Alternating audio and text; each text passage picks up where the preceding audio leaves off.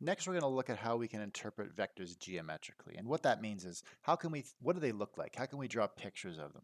So let's start with an example of a two-dimensional vector. We've got a vector, the name of the vector is x, and it's got two coordinates. Its first coordinate is 1, and its second coordinate is 2. It says here that we can identify the vector x with a point.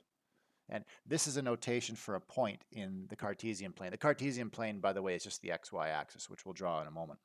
But when you see notation like this just means P, capital P is the letter we're going to use to represent the point, and then 1 is the x coordinate of the point, and 2 is the y coordinate of the point. But the point of this statement is, or at least the first part of this statement, is that we can identify the vector x with that point. You can think of that point as really what the vector x looks like. So let's draw a picture here. So I've got the x-axis, the y-axis, and here's the x-axis. I'll label a few units here. So let's say that's 1, 2, and 3. I won't label too much. The more you label, the more precise it is, but then the easier it is to make a mess of your picture. So I'll try to label just enough that we can get what we need here. So I've got a scale on my y-axis and my x-axis, and I'm going to just plot this point P. So where is the point P? Well, it's got an x-coordinate of 1 and a y-coordinate of 2. So that is the point P 1, 2. So we can identify that with the vector x. Let me write a comment under this. So x as a point. Okay, so you can think of the vector x as precisely that point P that just happens to have the same coordinates as the vector x. But another thing we can do, I'm going to take a copy of this here. Another thing we can do, and that's what the rest of the sentence is saying, you can also identify the vector x with an arrow that goes from the origin. That's another point that you always have in the xy plane. The origin is the point with both of its coordinates equal to 0. So capital O is the letter that you often will use to represent it, and then 0 is both of the coordinates. They have both coordinates of 0, and then if I draw an arrow that goes from the origin to the point P, that arrow, I can also identify that arrow, not wrong letter, not y.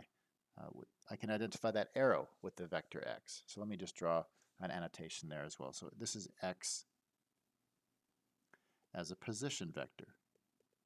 In other words, a position vector is just an arrow that goes from the origin to a point. Okay, so that's two different visual interpretations of the vector x. This also works in 3 dimensions. So that's what we're going to take a look at down below. So let's say I have a 3-dimensional vector y.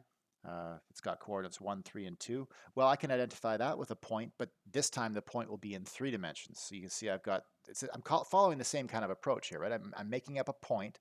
The coordinates of that point are the same as the coordinates of the vector, but now that means the point's in 3-dimensional space. So let's just draw a picture of what that would look like. Now with 3-dimensional space, things are going to look a little bit different naturally because you have an extra dimension to play with.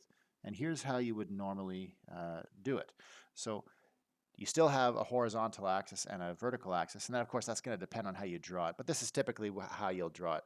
But the x-axis is this one, it looks like it's aimed down and to the left, but it's actually pointing. That's the reason it's drawn like that is so that you can actually see it pointing out at you from the page, so to speak, or to make it look like that's the case. And then where the x-axis used to be, that's where you'll actually draw the y-axis. And then the axis going vertical, straight up, that's the z-axis. Now, you don't have to draw it exactly like this, but for reasons that we'll get to later, it's going to be important that you do. So that you want your axes to have this orientation.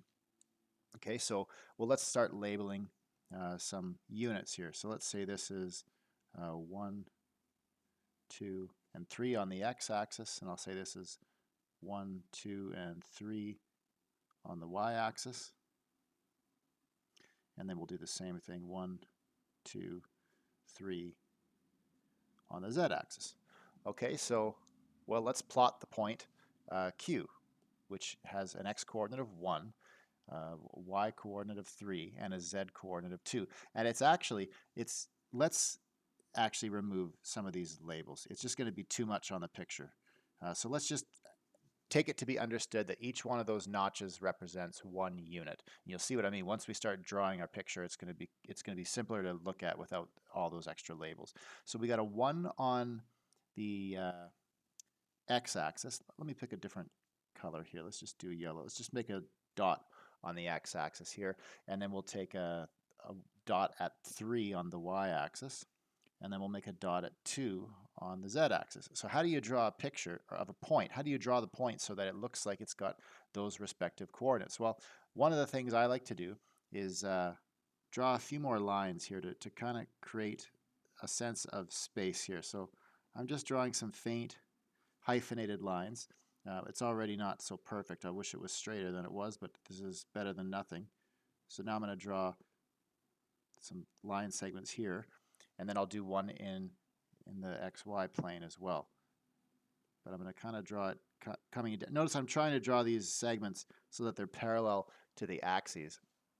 And by doing this, now I can go a little bit further. I can start, this is starting to take the shape of, not like, it's almost like a cube, except instead of a cube, because a cube would have this, every edge would be the same length, right? It's not really a cube, it's just a rectangular prism, but you can think of it like a cube. And once I draw this, now it starts to have a little bit more of a 3D feel. But once I do this now, I can actually draw a point right here. And that's the point I'm looking for. That's the point Q. Okay, and because I've got so much here, I can't even write the point Q without moving it a little bit away. So I'm going to draw an arrow. So this is the point Q 1, 3, 2. Okay, and that we can identify the vector y with that point. So we can have the vector y as a point, or just like in the previous case, in 2 dimensions, instead of identifying it with a point, we can identify it with an arrow that goes from the origin to that point. And just like in 2 dimensions, you have an origin, right? I can draw the origin over here. I better go further away. So I've got an x, y, and z coordinate that are all given by zeros. So I'll just put an arrow to that point. Okay, and then now I'll draw the arrow that connects the origin to that point. Okay, so that is how you can realize a 3-dimensional vector as a position vector, meaning it's an arrow going from the origin to a point. Okay, so let's finish this off. This is y as a position vector. Okay, so just to recap, a position vector is an arrow that goes from the origin to a point in space.